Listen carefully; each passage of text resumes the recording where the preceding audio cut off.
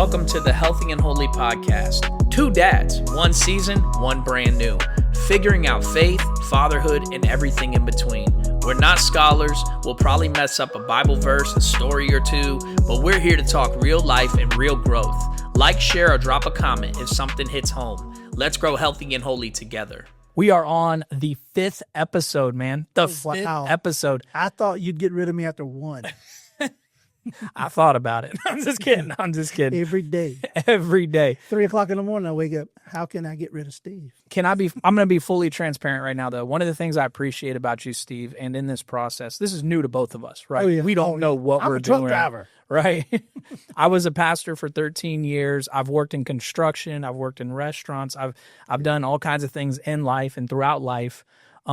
So I don't know about this world. This world is different. This is really different. But I will say this, Steve, I really appreciate the fact that you watch these after we do them and you analyze yourself and go, hey, man, I just want to say I'm sorry for this, or hey, this, because we would probably, I watch it and I look at myself and I go, oh, you knucklehead, why did you say that? Yeah. But also there are times where I'm like, what was he thinking? And so if we're not careful, though, we can build a case and go, does this person even listen to me? Right. But like last week. So, which is what Steve wanted to bring up. So this was not just me saying something. Steve wanted to bring this up. So I'm going to let Steve rock with it. Yeah. Well, after he cussed me out, let me just, just kidding. He had his wife do it. Anyway. Should we keep the headphones on? Keep the headphones on. Yeah, well, let's try it. We sound more mature that way. It's so real sexy. It's got a better voice. I got a better voice. Remember, we have a face for radio. And a butter voice. We have a butter face and a butter voice. Oh, my goodness. But it gets better with this. Okay, anyways, all right, go back ahead. To my apology, as I was trying to do before I was so rudely interrupted. Last week, Conrad asked me a question, and I don't know. I know y'all probably do it too. Husbands do it to wives. Wives do it to husbands. I know mine does. And you can be asking somebody a question, but instead of answering your question, they immediately start telling you something that has nothing to do with the question you asked. And this is probably not the first time I've done it to Conrad, but it's the first time that he noticed it and brought it to my attention. And then I looked at the video. Not that I didn't believe him, because I believe it did happen. Because there's a lot of things that I say that I can't believe come out this mouth. But anyway, he asked me a question about sin in my young life. Like when I was coming up as a kid, getting into teenage years, when was the first time that I really realized kind of the fruits of sin popping up in my life. Nature, your sinful nature. Sinful nature popping up. And I went on diatribe. Oh, no, I know what it was. He asked me about that sinful nature, and I said, oh, it was a treasure. It was a treasure. You got to go watch that episode, y'all. You got to go watch that episode, because I kept a straight face. But in my head, I was where are you going, bro? I mean, if we were better friends, he'd have called me immediately on that. Like, hey, dummy, I didn't know. But we're just getting to know each other. I met him at the truck stop, and I brought him home, and he wanted to do a podcast. They fed me sketty tonight. Yeah, I mean, that's what he does. He shows up in his Buick Scion. We call that the taxter. I mean, I can't see it because he's got it painted camouflage. So it's just there's like nothing out there. Nothing but a set of gold wheels. And a little furry dice and oh my god, and a hood ornament that says "Don't follow me." I'm gonna slam a picture of that up on the video version of this. He's a bumper sticker Betty. He's got a Jesus face on the back of it. I'm not that guy. I promise y'all, I'm not that guy. Yeah, but I apologize for not answering your question, and I because after we videoed last week, I answered the question off camera, and as you can tell, where sin popped up in my life, my sinful nature was cussing. I ain't talking about cursing like you nice Christian people do sometimes and you non-so-Christian people do, but I'm talking about cussing. I was in the closet cusser. I would only cuss after my parents walked away, or if whoever made me mad, there was an adult. But yeah, I was a closet cusser. I go in my closet and cuss everybody out. but just to let you know, I've been delivered from that, because I eventually got to where I could cuss out loud in front of everybody. But then God said, no, that's not right. That's not it either. Not what I was talking about, Steve. And he straightened that up too, a little bit. A little bit. I don't do good every day, but I'm trying. I'm under construction. So the beauty of being a Christian is not that you're sinless, but you will sin less. Yeah. Because God is doing a work in you, and you will be convicted of unrighteousness. You'll be convicted of when you step into that anger and you operate in the flesh, like we talked about last week. Once again, go check out last week's episode 4, where we talked about basically unaliving the old man. We called it old man problems.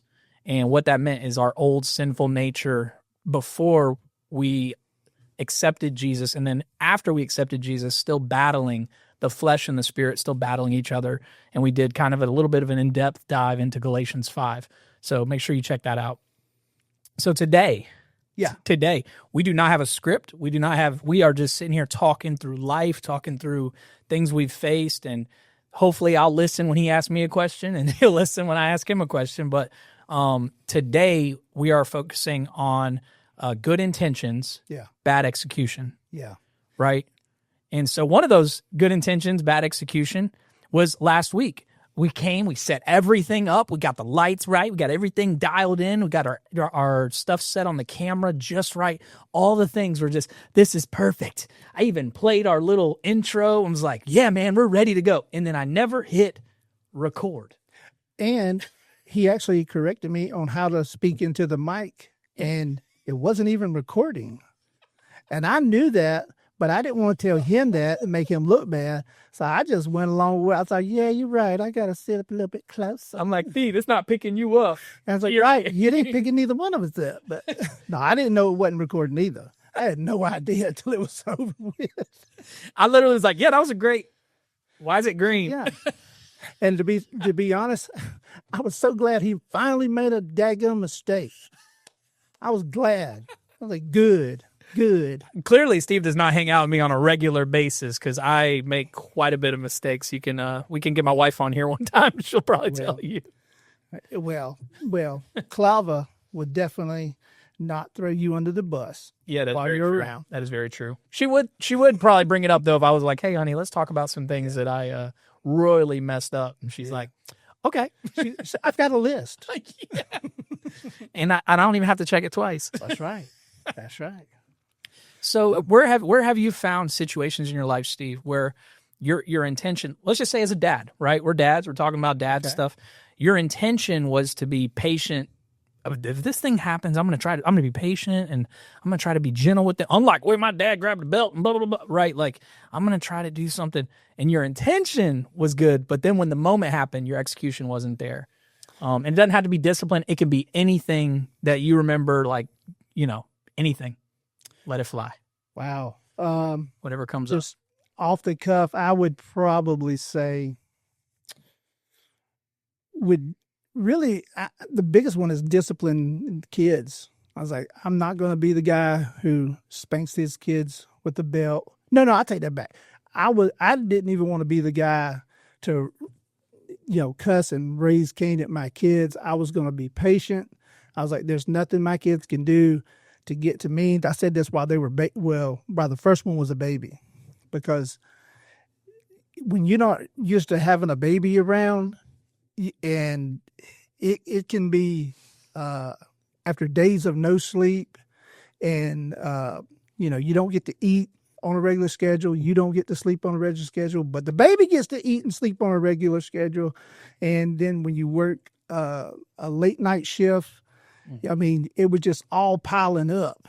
And I remember I was like, I'm never going to be that one that actually yells at a baby. I mean, my son was probably 4 months old, crying at 2:00 in the morning. I had just got off a midnight shift at 11 o'clock, and I thought I'd watch a little TV, then go to bed. Well, he woke up at 2:00, and I mean, it was just like, bleep, bleep, bleep, and then trying to get my wife at the time to get up and go tend to the baby. She's like, no, I had him all day. It's your turn. And you're dragging. You're like, and I'm dragging. So I feel bad, but I cussed at a baby. Have y'all ever cussed at a baby? So what you're going to get here is real and raw. Like you're going to get the realness of this. And so I've cursed under my breath at a baby. Ooh, So I've never punched one. Not that I didn't understand in the hospital, right? In the hospital, the lady said, no matter how frustrated you get, do not shake your baby. I'd already heard, don't shake your baby. No, shake your wife. Yeah, shake your Definitely. They come with a label. My wife will knock me out. Yeah. But they said that, and I was like, who in the world would shake their baby? Until we got back home. I seen some in Walmart. And the baby was screaming and screaming and screaming. And I had just like had Clava take off for a little bit, like, hey, go into town, go do something you want to go do. If you want to go shop, if you want to go, hey, go to TJ Maxx, pick out some outfits. Because, just coming off of pregnancy, dangerous. Yeah. Brother. Yeah, no. Usually I give her a gift card that's preloaded so she doesn't go over. But there's a pro husband tip. You can still look generous and put a cap on what they can do by saying, here's your free pass at this amount. I don't think TJ Maxx has anything for $5. Sorry. What can I get for $1.50? You can get out. You can get out. But honestly, so baby Zane was just freaking out, wigging out. Yeah. And I literally was like, what do you want from me, dude? Like, I don't know what you want. I checked your diaper. I've got the bottle. I've given you a bottle. I'm burping you, and I'm gently, not like, like gently, like, but inside, I'm like, and it was like, I get it now. Yeah. I get it why they have to drive that into you. And we are very thankful that here where we live, there's a Piedmont Women's Center. Yes. And so if you're in the upstate of South Carolina, this Piedmont Women's Center is like all throughout Greenville and, different places, Powdersville, different places. Yeah. But this amazing place not only, did ultrasound for us and some different things, but they offered us some classes. Nice. Which allowed us to like watch videos on how to interact and what not to do and the things to expect. And so we didn't come into the parenting thing. My wife's been a nanny for years. Yeah. I've never been responsible for a newborn baby infant. Yeah. I've changed maybe 3 or 4 diapers before I had a son. And even then it was just like, it was the hardest thing in the world because I didn't know what I was doing. And I'm like putting things up because I'm like, please don't pee on me or whatever, and it's just, there was an uncomfortability there too, where it's like, not my kid, this is weird, but anyways, when Zane came in the picture and this was happening, I immediately was like, I'm so thankful I was equipped for this. Yeah. And so sometimes I think our good intentions have bad execution because we have poor preparation. Yeah. Right. I was 18 or 19 years old, thinking I was a grown man going to raise a baby. I mean, how old are you now? You're having your first one? 38 years old. Okay. Well, he's 38, and I was like 18 or 19 when I had my first one, but I thought I was a man. I had my own house at the time. I thought there's no way I'm going to lose my temper. It can't be that bad until that first time I woke up at 2:00 in the morning after I just went to bed. And I just remember I literally said, I didn't really cuss at the baby, but I cussed around the baby.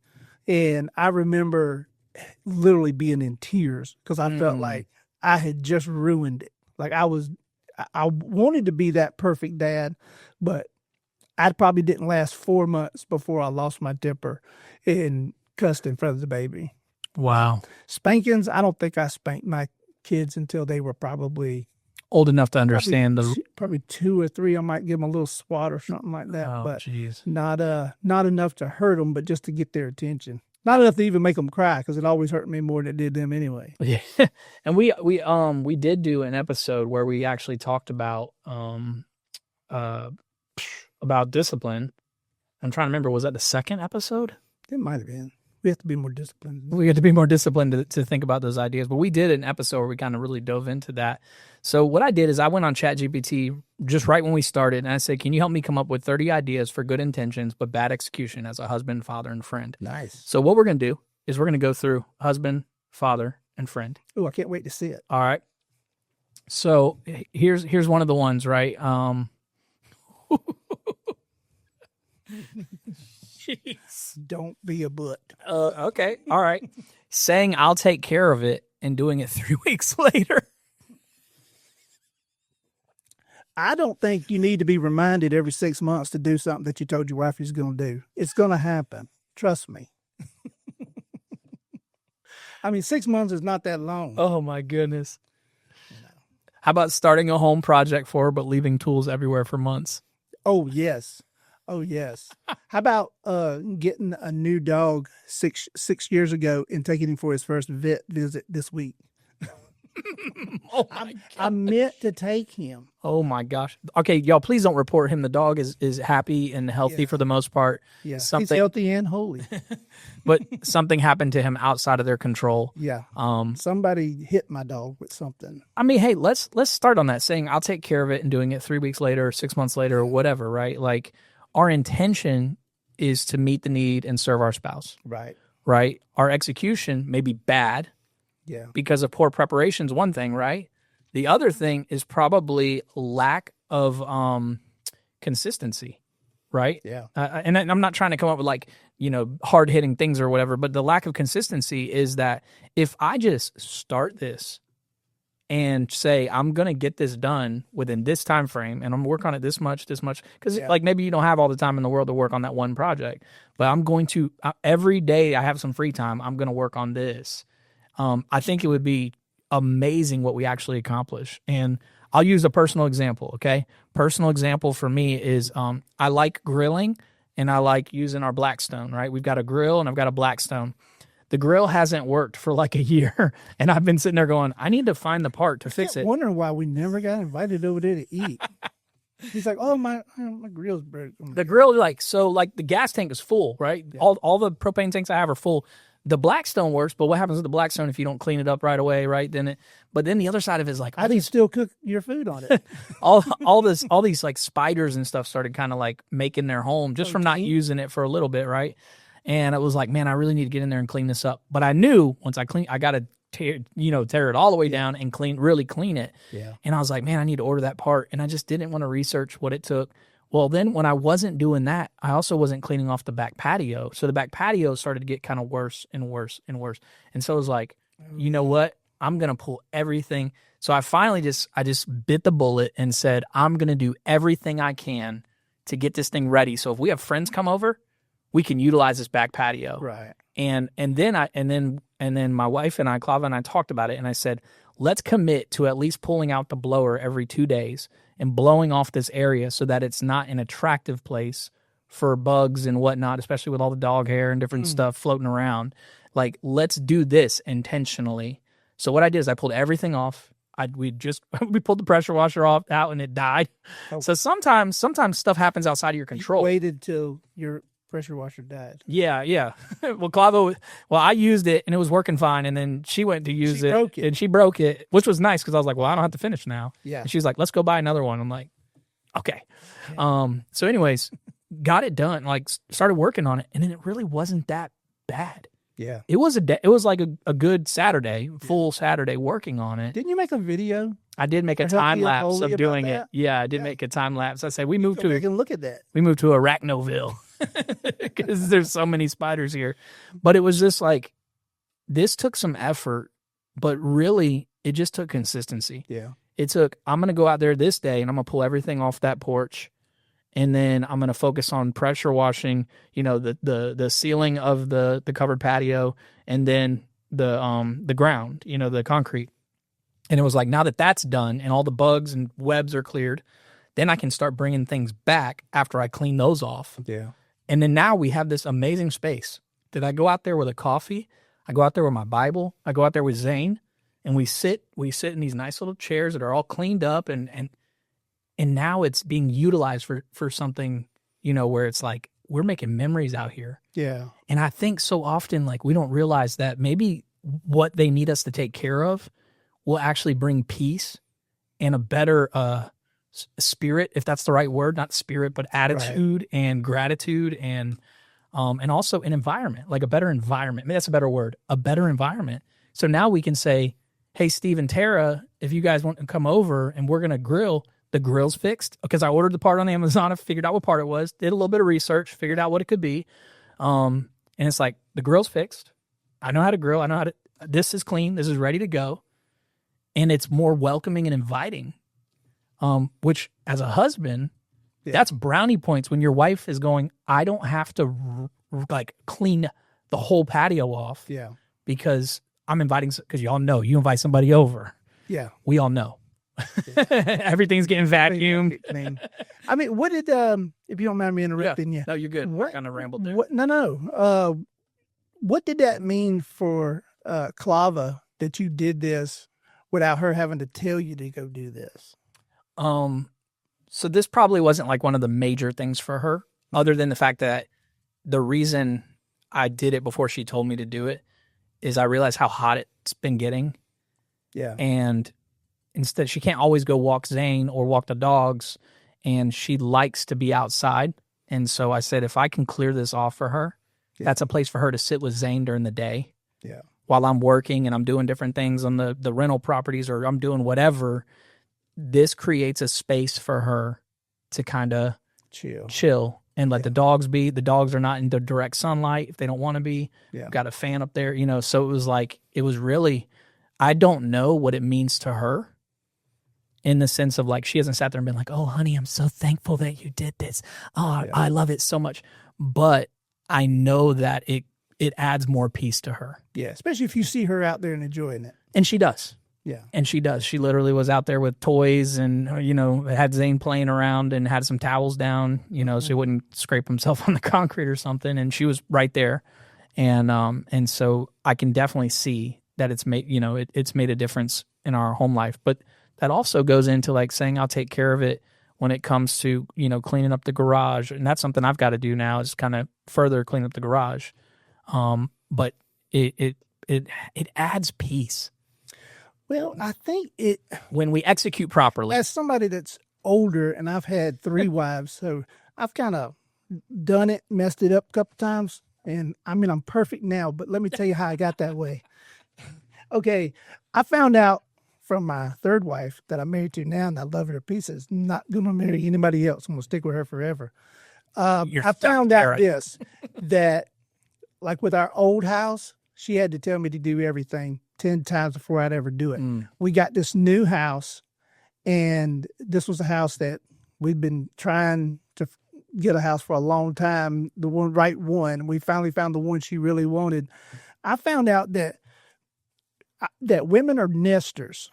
They like to build their nest. And with Tara, when we got this house, she immediately, before the boxes were unpacked all the way, she had already been to all the stores and started buying decorations. She wanted to make this house her nest the way she likes it for her family.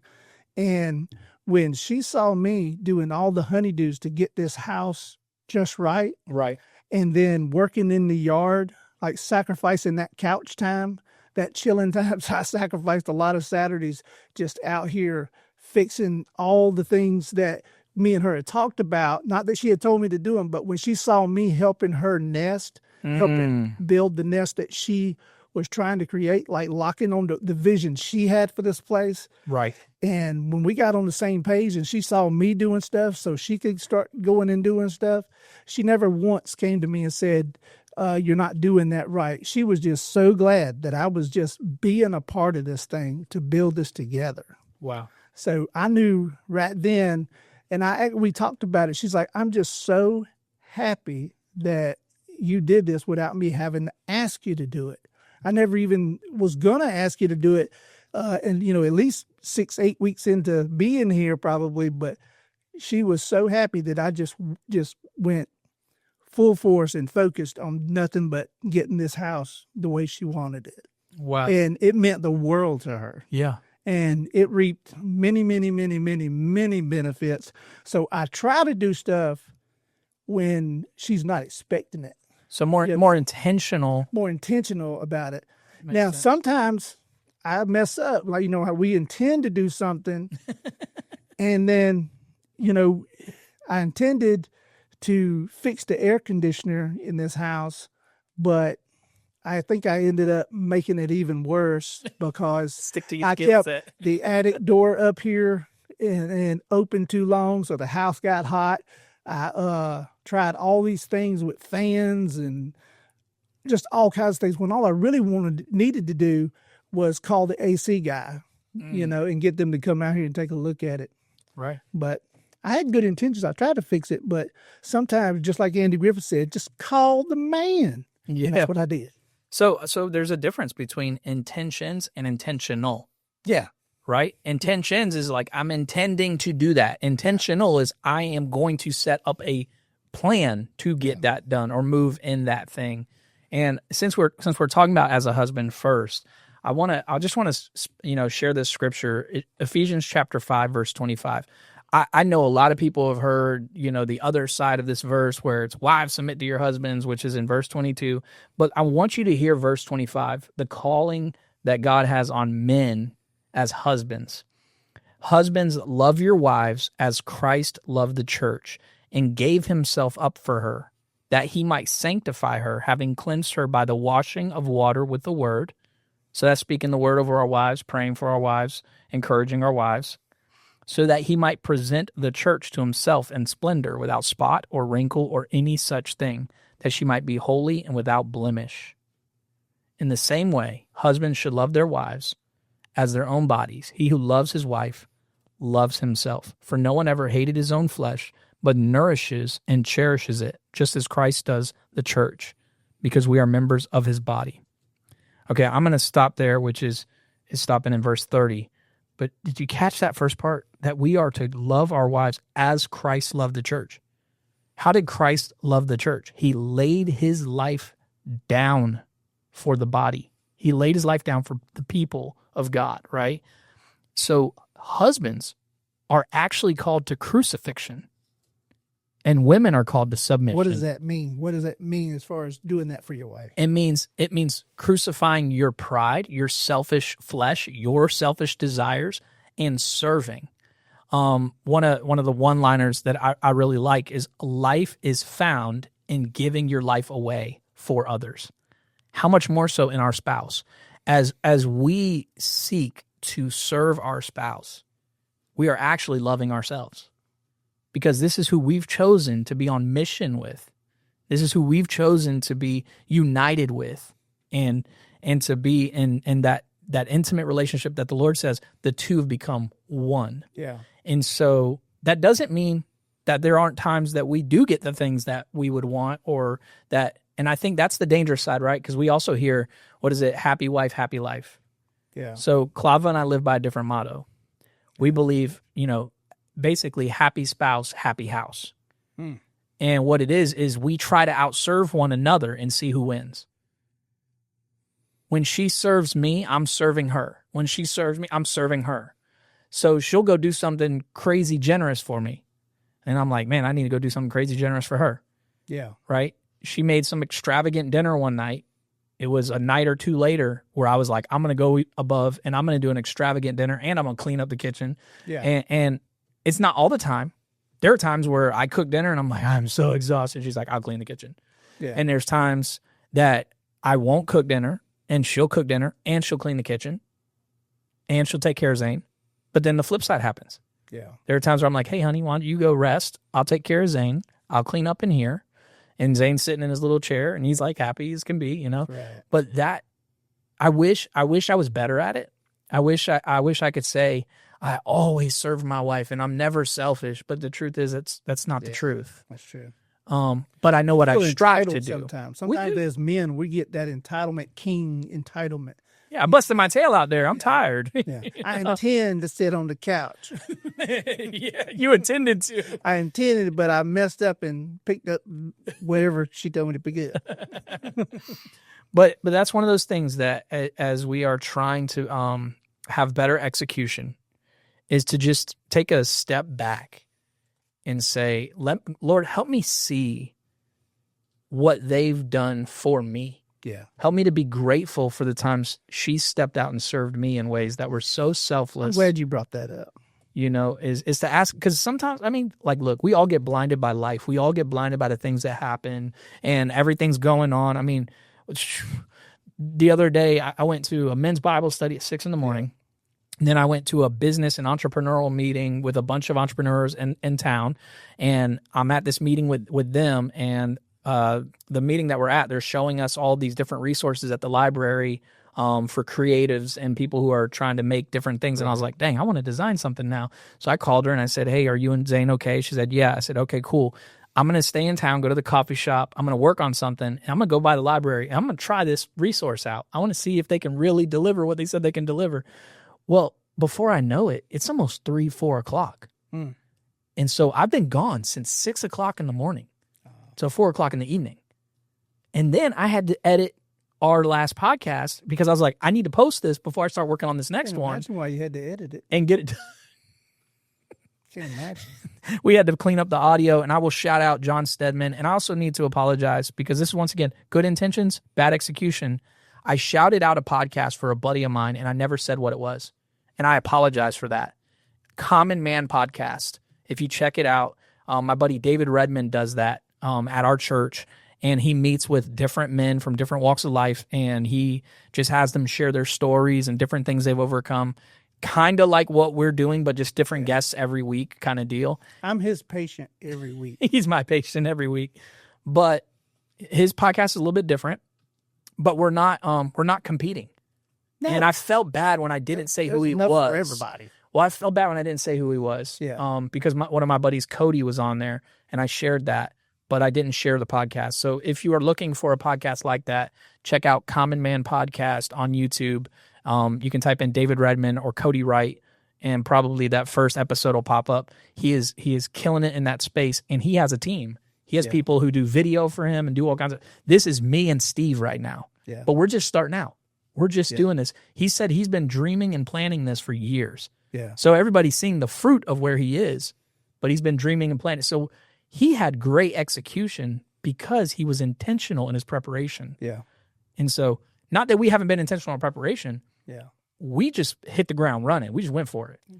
You know, maxed out the card, and I was like, let's do this. You talk about blind faith. Blind faith, brother. Well, I mean, and I'm not a big spender, but when this all came about and I just felt God was so behind it, I was like, bam, here, take it. I was like, it's so worth it. It's so worth it to lock on with a vision, because I had been looking for a ministry to get involved with. And there were a couple at the church that I thought about getting in, but I hadn't felt, God's pull to do this or that. And then when I met you in the Pain to Purpose class, I think it was because we kept reconnecting even after the class was over with, Yeah. And there was a kinship, a brotherhood right there. And I knew that the same Holy Spirit that was in me was in you, and they were like drawing two strong magnets together. Wow. That's why this podcast is so awesome. It's so powerful, and it's great, and it's going to be number one in no time. It's going to be number one. I don't know number one on what chart. I mean, it'll be number one. Right next to number 2. All right. So we're going to do good intentions, bad execution, fathers. All right. I think this one's pretty good. Giving advice that's actually confusing or contradictory. You're good at that. You're a master. I'm a master giving confusing and contradictory advice. He's great. Thanks, man. Thanks. No, he does. That's a weird compliment. Yeah, he does a good job. He always gives me good advice. He usually is the one to tell me, you shouldn't have done that, Steve. Why did you talk to the neighbor that way, Steve? Why'd you talk to Tara that way, Steve? You're the one in the wrong. Matter of fact, I think that's what made me like him the most, because I called him one day because I wanted a brother to agree with me on hating my neighbor next door, who is a member of the HOA, enforcement committee, I guess. And he was like, no, you were the one in the wrong. And I was like, man, I like this guy. It's like I never have anybody except for my wife to tell me when I'm wrong. Now I have two. Well, and I think the difference is, once again, I'm not just telling you that you're wrong. Yeah. I'm offering some direction Yeah. intentionally, And how to fix it. and how to execute in a way that would make more sense. Like I was like, well, you went and talked to him when you were tired. Well, yeah. So you just had a long, hard day, and you thought it was a good time to go talk about something that upset you. It's never like, good to match attitude with attitude, because attitude is everything a lot of times. And depending on how somebody comes at you, if you have that knee-jerk reaction, you're going to give the same amount or more. You're going to, bring it up higher. But Conrad, he's kind of taught me, just watching him do things, that he stops. He actually thinks before he speaks. Sometimes. So he's a good example. Sometimes. Until he's not, he's a good example. until he's not. And then when he's not. So Proverbs 15:1 says, a gentle answer turns away wrath, but a harsh word stirs up anger. The tongue of the wise adorns knowledge, but the mouth of the fool gushes folly. So that's a confronting thing, right? But the part that I want to focus on is that gentle answer turns away wrath. I've had people like yelling at, now I don't always execute this well, but I've had people yelling at me, and I like get quieter. And you want to talk about drive somebody crazy, Steve? They were like, "You're a freaking idiot. And they're going off. And then I'm like, I'm so sorry you feel that way. Yeah. And they're like, I can't believe you. You're so stupid. I'm like, you're right. It was really stupid of me. And like, and then like, I literally just started agreeing with them, and then like saying it softer and softer. And I'm like, I should not have even done anything about this situation. And they're like, they're realizing they're so loud. Does that work in a marriage too, though? So it's all about, once again, it's the intention of it, right? My intention was not to mock them. Yeah. My intention was to calm them down, because we were pretty close You humbled yourself. Yeah, and we were pretty close to this. And it was like, I'd rather just take the L than this really come to blows, because that's where it was headed towards. But with my spouse, I will say, yes, there are times where she's kind of said something kind of snippy at me, and I'll say, hey, honey, I'm going to be careful in how I respond right now. Yeah. I don't think this is the best time for us to try to hash this out, because we're both kind of angry. We're both stirred up, right? We're both passionate about this certain thing. Let's revisit this when it's not fresh. And now that sounds super wise and super great, but I guarantee you there's times where I've sat there and I've said something snarky, and I'm thankful that she's a woman of God who's seeking the Lord, and that she's gone, the way you responded is not appropriate. And what we're going to do is we're going to come back to this when you're not heated, and I'm like, no, I want to deal with it right now, woman. Sunday's open at the courthour in South Carolina. I'm just kidding, y'all. Don't go research that. No, me and my wife, if we argue, usually, it's she goes this high, I go higher. She goes higher than that, and I go higher. And then we kind of let it go just for the sake of peace, and we revisit it at another time. Sometimes we don't even bring it up again. Sometimes, I'll get to thinking, you know what, that was stupid of me to say this or do this. And I'll just won't say anything else about it. She won't say anything else about it. And then we'll just move on with our life. But the problem is then it happens again, because we never really address the root of the problem. And that's not her fault, because she's ready to talk anytime I'm ready to talk. It's not on her thing. This is a Steve thing. Steve's like, well, if she don't talk about it, I'm probably not going to bring it up again, because I don't want to rehash it. So you're really good at giving advice? Yeah, but not taking it. but not doing what I know I ought to do. Exactly. I had good intentions. I know I should. There's a good Bible verse for that, where you can justify your behavior. Even Paul says, I need that. What I want to do, I don't do. What I do is what I don't want to do. Yeah, I think that's in Hebrews. I do not understand. Romans 7, verses 15, he says, I do not understand what I do. For what I want to do, I do not do. What I hate, I do. Yeah. And if I do what I do not want to do, I agree that the law is good. And I don't know what to do. And he says, as it is no longer myself who do it, but it is sin living in me. But that doesn't become a true excuse, because then Paul says this, for I know that good itself does not dwell in me, that is in my sinful nature. For I have the desire to do what is good, but I cannot carry it out. For I do not do the good I want to do, but the evil I do not want to do, this I keep on doing. He goes on to say, if I go to the full chapter here, sorry. He goes on to say, where'd it go? It says that in the Bible? Yeah. That Paul, I'm just kidding. He's No. a real kidder. He basically says how wretched he is and how bad it is, but then he says, thanks be to God who delivers me through Jesus Christ, our Lord. So what that says to me is like, I want to do what is right. Yeah. But sometimes I don't. Not all the time, but sometimes I don't. And so I am thankful that there is one who is perfect for every time I've been imperfect. Every time I've been a poor husband, a poor father, or a poor friend. Now, that's not an excuse to go be those things, because we need to be intentional so that we can have good execution. Doesn't he say that, but then it's not him that does these bad things? We're It's his sinful dwelling. nature. Yes, sin living in me. So yes. it's like your sinful nature kind of overpowers your will. Right. At times. At times. But I think there's a point of why he says that God offers me deliverance by submitting to him. Yeah. Because if I try to do this in my own flesh, like there's no way. Yeah. So if you go into, so there's more to be read there, but he says this in Romans 8. Yeah. Because that was Romans 7, right? He says this in Romans 8. He says, therefore, there's now no condemnation for those who are in Christ Jesus. Because through Christ Jesus, the law of the Spirit who gives life has set you free from the law of sin and death.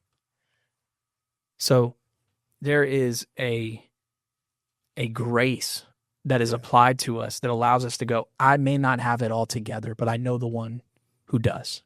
Yeah. And I can trust in him. Where I fall short, he makes up the difference.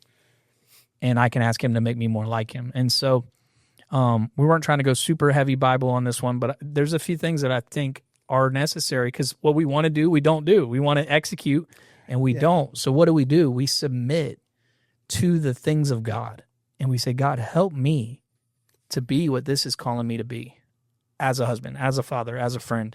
So have you ever, giving people advice, or as a father, so it's kind of funny because like I'm just now a father, but when I was a youth pastor, I had students and young adults who like called me on Father's Day and were like, you're like a spiritual father to me. Thank you for being there, whatever.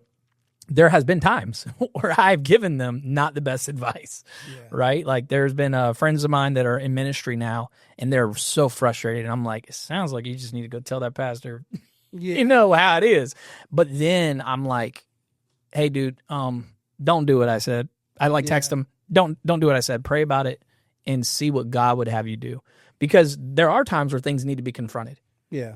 But there's also times where you're just trying to get your way. Yeah. And because you're my boy, I'm upset with you. Yeah. And there might be something that's going on that I don't see and I don't know, because I don't have both sides of the equation. I don't have, you've been sleeping in and coming up late to the office, and this is why the pastor says you're lazy. And, I don't know, but I don't have the full situation. So take it to the Father and ask the Father what he would have you do and how to approach this.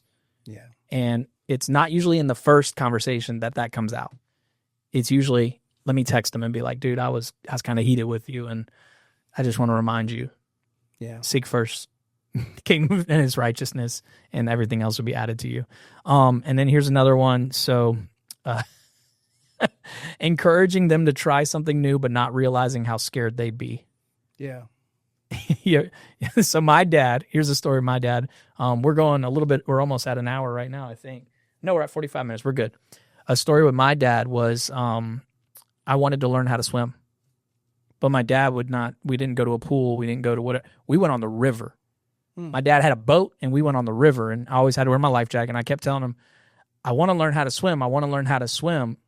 My mindset is Dad will teach me how to swim in the shallow end. In the shallow end. One arm in front of the other, kick your feet. I don't even know if DSS was like a thing back then. Yeah. Well, you couldn't have swam to him anyway. DSF, help, Oprah, Jesus, somebody. Baby Jesus, anybody. But he was like, you want to learn how to swim? I'm like, well, yeah. So then we take the boat off of the sandbar, and he drives out. He goes, take off your life jacket. And I'm like, what in the world? And I'm not thinking this dude is going to throw me. And so I take off my life jacket, and he goes, do you trust me?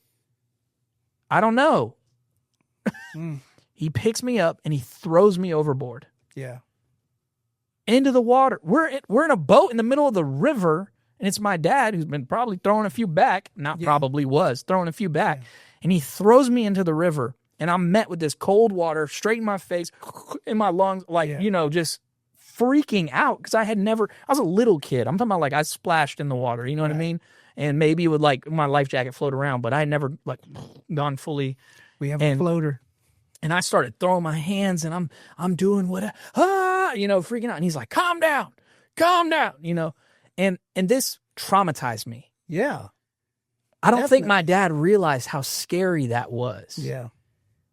But I also didn't realize my dad wasn't going to let me drown.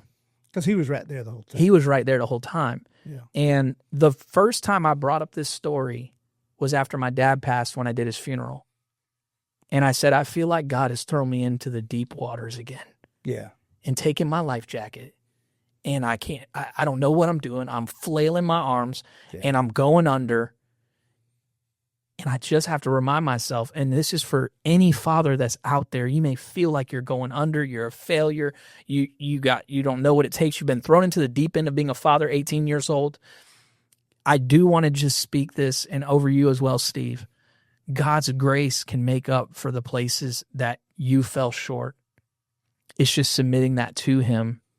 And I think there are times where we apologize to our kids. I told my wife, I said, the one thing I wish I could have ever gotten from my dad is that he would say, I'm sorry for not seeking out, better wisdom or there was something inside of me that wanted to hear that he realized how much some of his actions, reactions, intentions, but poor execution had harmed me. My dad was a perfectionist. It's one thing to be a perfectionist yourself. You're a perfectionist. But when you put that on other people, then it can become like a burden and a barrier, right? Which my dad put perfectionism on me. So I was afraid to try things because anytime I tried something, well, you suck at that. Oh, wow. There was no but I knew what he was really saying is there's better in you. You can do more than that. I hope. I can't really know that because he never said that. But that's what I've convinced myself is like every time my dad said, yeah, I was better at that than you, or da-da-da-da. It was his way of trying to push me to go further than he had or to push harder. Although it didn't help that when I played soccer and I thought I was getting pretty good and I was doing well in school and I got offered a scholarship and all this stuff kind of was happening or whatever. My dad's like, yeah, you'll never be as good as me. And I was like, man, I thought I was pretty good. Now, I lived in a town where soccer wasn't a big deal, in the schools or whatever. Well, when my dad passed away, I found this old book that my grandma kept, and she put all these articles from the newspaper. My dad's name was in the newspaper all the time. And I was like, well, he did not lie. He did not lie. He was darn good at soccer. But I think that's something, Steve, that maybe and somebody on here could relate to is like things weren't done in the best way. So try to ask God to give you a different perspective on seeing that. It may not be true. It may not be true that my dad was like, I don't care. He didn't care that he was scaring the bejesus out of me. And it might have been the way he was fathered. And it might have been his father was absent. So, oh, wow. So he really had no. I felt like he would have been mothered. So I thought like I'd be a little bit more gentle. Yeah. Well. But I will say this though, is that once again, like if we're able to rethink and say, God, give me a different perspective. From that, and don't allow that to just be a wound that hurts. Let that be a scar that's healed, and then I become stronger and better from it. I don't become bitter from it. I become better from it. So you're not going to take Zane to the river and teach No. him how to swim? I'm not going to do it like that. Okay. Now, I mean, we've been watching the videos of people doing this with the infants. And, I know. and I'm They like, turn over automatically. yeah, but I'm still terrified because they're like, at 6 months, you can do this. It's And I'm like, scary to even think about doing that. I see the babies do it, and I think they're just showing off, but there's just no way I could put my baby in there. I'm like, I can't watch. I It's a can't watch. mechanical baby. Right. I'm like, I can't They watch. pump those babies full of air. I will say when he's older, I want to be a dad who comes alongside him Yeah. when it comes to learning things. And I'm going to encourage him to be better than me. Like, I'm going to encourage him, like, you will probably develop this skill far greater than I ever could. Like, if I'm showing him the welder, like, I don't know how to weld, but I have a welder and I can stick things together if I have to, right? I've never been trained. I don't know anything. I've watched YouTube videos, but I never got super serious about it. But, you know, it's one of those things where it's like, hey, buddy, this is what I know. You can go so much further than me. But it doesn't matter if you don't like doing this and you don't want to do this. That's okay too. But if you want to be great at it, let's try to get you great at it. You know what I mean? So let's end on this friend. All right. So I'm gonna find a good one on here. Offering to help a buddy move and showing up late. That's not you. That's not, you were on time, weren't you? No, I was. I'm like, dude, he gave up a whole Saturday just to come help me move all my stuff. Hey, but we know people though. They'd be like, yeah, I help you. Yeah, but I'm sorry, I had a thing come up. that's why I knew I found the right church, because he helped me one day, and then like that following weekend, like everybody from our home group showed up. And they made short work of a huge job because people were just coming out of woodworks helping. What can I do? What can I do? Let me grab this. I mean, they brought their kids, and usually, you want kids to, kind of stay out of the way, and not that way they don't get hurt or anything, because, you don't want to hurt them or be liable for them. But these kids, they were used to going and helping people. Wow. They had a system. These kids grabbed the box, grabbed the side of a couch. I mean, grab a lamp, grab the dog. I mean, they're grabbing. Wow. So there's something to be said there. They didn't just have good intentions. No, they backed it up. They had preparation. They said, we're going to come here. We're going to do this. And dude, that goes into what we talked about last week. When somebody first gets saved, or when you're just in the body of Christ, you've got to find a good community. You've got to find biblical community. Not only encourages, but it equips, it serves, and blesses. And when you have great need, they show up. And so if you're involved, and I'm not telling you to leave the church you've been at forever, whatever, but if you're in a church and no one is stepping to these biblical standards, yeah, you can try to be an example for so long. You can try, and you can do that. Maybe the Lord's calling you there to endure that. I don't know. I believe that we can choose the community that we choose to surround ourselves with. Yeah. And I'm not going to just take the status quo of, what's the word I'm looking for here? Complacency. Yeah. I'm not going to take complacency over consistency. Yeah. And I don't care if my whole family grew up in that church and was baptized by, the same pastor for 50 years. If that church is not going to lead to consistency and compelling me to live the gospel out in my life, yeah, I'm gonna have to walk away from it, and I'm gonna find a better community. All right, let's find one more. We'll find one more, and we'll go through it. So Conrad's dad will be giving swimming lessons just after this. Just after this. Okay. I'm glad he didn't teach him how to cross the road in traffic. Oh my God! Well, here, let me just throw you at it. All right, how about this one? All right. Planning a guy's night but forgetting to invite half the group. Oh man. That's a big no. Hey, look, I was usually the guy that wasn't invited. Oh. Even as a pastor. Well, I've never been invited either, but man, that would be tough. But it was crazy because everybody's like, man, we love you. We love hanging out with you. And I'm like, well, invite me. Like, they would be like, we went to a concert this weekend and it was amazing. I'm like, there was a concert? I would literally wear a Dale Earnhardt t-shirt to the last church we went to. And these guys would come in to a meeting and like, yeah, we all got together and we went to Charlotte to watch the race. I'm like, really? Really? Y'all did? Yeah. Oh man, next time you got to come with us. No. Well, and here's the deal. Like, well, I was ready this time. Yeah. If you would have told me, Yeah. Now I will also say, I mean, hey, look, there's times where you're just like, you get missed, Yeah. right? Or whatever. And that happens. That's fine. Yeah. But I think that also comes into that community, intentionality, consistency. I have where we're at now, and I'm not trying to be bitter towards the past season, but where we're at now, we have people who like check on my wife. Like these ladies are texting her and going, Nice. hey, I was just thinking about you today and want to know how you're doing. And as a husband and a father, watching my wife get ministered to and somebody reaching out to her and saying, hey, let's get coffee. Hey, let's get together. You can preach 400 Bible studies.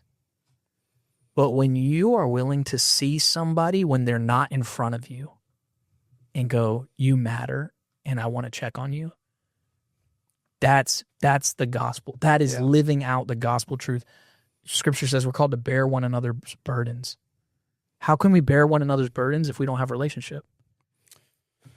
I could go down a rabbit trail with that, but I'm not going to, especially about my son passing away and the church. I was very involved in that Sunday school class. And when it first happened, I had a bunch of people the immediate weekend after that, like, oh, I'm so sorry to hear about your son. Please let me know if there's anything we can do. And then after that weekend, I never heard another word from any of them. I mean, that's kind of tough. It is. And like people don't just need you to check on them just after the thing. Right. It's those friends that come along after that. That's right. That keep coming or keep checking on you. And it taught me how to be a better friend too, because there's been plenty of things that they brought up that they went through, and I was just like, shoo, right over my head. Right. It went in this ear and right out there. Well, I'm going to pray for you, brother. And then later down the road, forgot all about it. Yeah. I was no better than they were. Right. So just like going back to one of them podcasts, I had to drop my rock because I was just as bad. That's right. That's right. And I think that goes into, right, we very easily see where people do us wrong. Yeah. Oh, yeah. But I also would say, why don't we sit there and say, Father, show me where I've let others down. Show me where I have not checked on people who I consider friends. Yeah. And today on the way here, I don't know if it's the exact day, but it's really close to the time frame of someone that I know. They lost their father, and I didn't bring it up in the conversation, but I just said, hey, I just want to know how you're doing. Just want to check on you. How are things going? How are you doing with your health? How are things going? And I'm not saying that to get some type of cred or anything on here or anything like that. I'm saying that because you might be the only person that calls them that day or that week of that, I hate to say it, but it's like the anniversary of this. And you just asking them how they're doing and let them know I'm thinking of you. That's usually when I make those calls. I make those calls when I'm driving, even if it's a 15-minute drive to the grocery store. You do it to me. He's not lying. He calls me, or he'll text me. If the baby's sleeping, he'll text me. And he checks up on me all the time. Even if he knows nothing's really going on, it's just like, hey, brother, is there anything I can pray for you? So he's not just talking the talk. He's walking the walk. And I'll give him credit for that and nothing else. I give him his $5 after this. Yeah. $1.50 actually. Just kidding. That's right. He's earning that spaghetti. I'm earning my spaghetti. Well, look, I think this actually went pretty well. I don't know if we necessarily fully communicated like that. Good intention, It means me. Good intentions, bad execution. But I do think good intentions, bad execution can happen with poor preparation and lack of consistency. And the consistency is the follow up and follow through. You guys, when it comes to our job, we show up on time. We do the work that we're asked to do because we get a paycheck. Go above and beyond. We'll go above and beyond, right? Because we get a paycheck or because it grows our business or whatever. Or one of these. Our spouse is our partner. Our spouse is supposed to be till death do us part. The two have become one. Our children are literally part of our genetic code. They are our flesh and bone. And I struggle with the fact that I'm willing to give my boss all of me. Yeah. And then give my family the leftovers. Yeah. Guys, we have got to, fellas, ladies, whoever's listening to this, people have eternal value. If you're a believer, people have eternal value. Everything else in this world is temporary. We have to start living like people matter more than paychecks.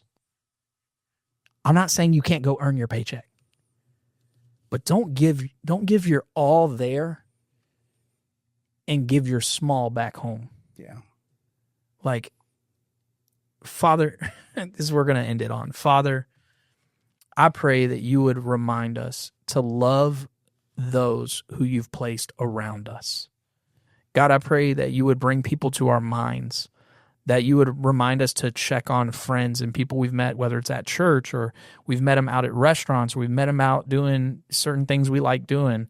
Father, I just pray that you would remind us to check on one another, that we would not just be somebody who has good intentions with bad execution and poor preparation and lack of consistency or lack of follow-up and follow-through. Help us, God, to be somebody who has good intentions and great execution. Help us to see our spouse as you see them, to desire to serve them, and to desire to be a blessing in our home. Help us, God, to be better husbands, fathers, and friends. And for the ladies, help them to be better wives, mothers, and friends. We thank you just for what you're doing in Steve's and my life. I thank you that he has no idea how much these messages, I rewatch these things and they confront and they call out the things where I'm lacking, and it causes me to step up and try to be better, but not just better, but to be more intentional in the way I'm living. And I just pray, Father, that as we do these healthy and holy podcasts, that we help people to be more intentional in their way of living and to accomplish and seek out their goals and their ambitions, but also ultimately to value that which is the most valuable thing in their life, their family and the people around them. Lord, we thank you for today. We thank you for this time. Thank you for everybody who's listening or watching. We pray they would be blessed, they would be highly favored, and that they would just have an encounter with the Lord and just see his hand moving in their life. In Jesus' name, amen. Amen.